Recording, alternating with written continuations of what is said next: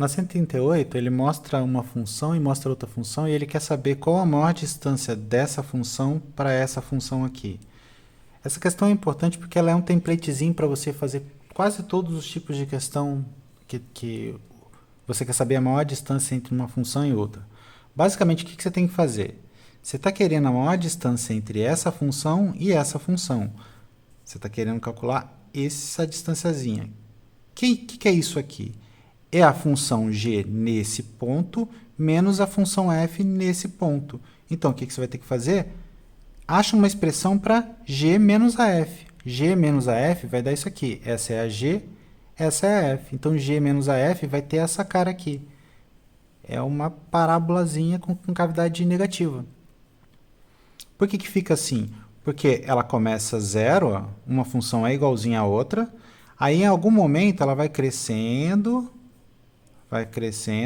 até um ponto que ela começa a diminuir, ó, e volta a ser zero de novo. Então, a função que expressa a diferença entre essas duas funções é essa função menos essa função.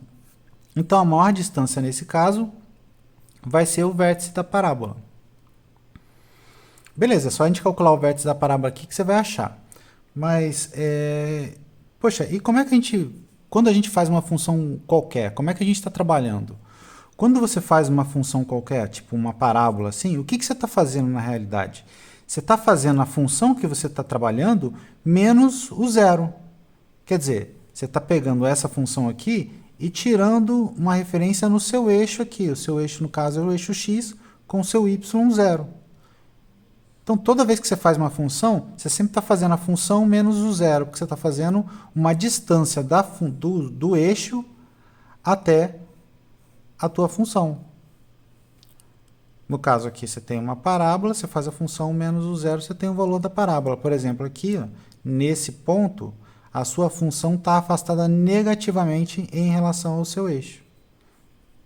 E por aqui, ó, seria positivamente, ó, nessas outras abas aqui. Mas vamos resolver. É como se você estivesse colocando o seu eixo de referência em cima desse g aqui, ó.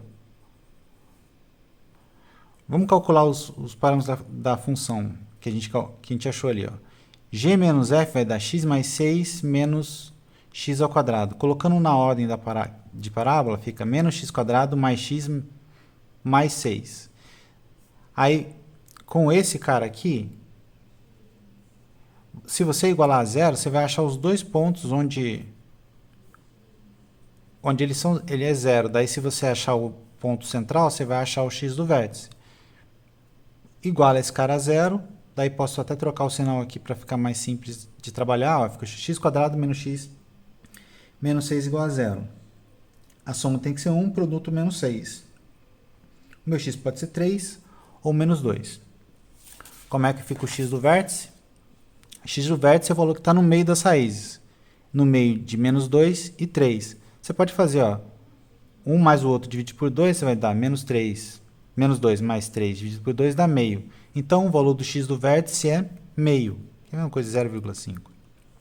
Se você quiser achar o y do vértice, pega esse valor aqui e joga na sua função. Daí fica menos x quadrado mais x mais 6. Menos meio ao quadrado mais meio mais 6. Você vai ter menos 0,25 mais 0,5 mais 0,6. O seu y do vértice é 6,25. Você podia ter usado isso aqui também, ó. O x do vértice é menos b sobre 2a, o y do vértice é menos delta sobre 4a. Também resolveria.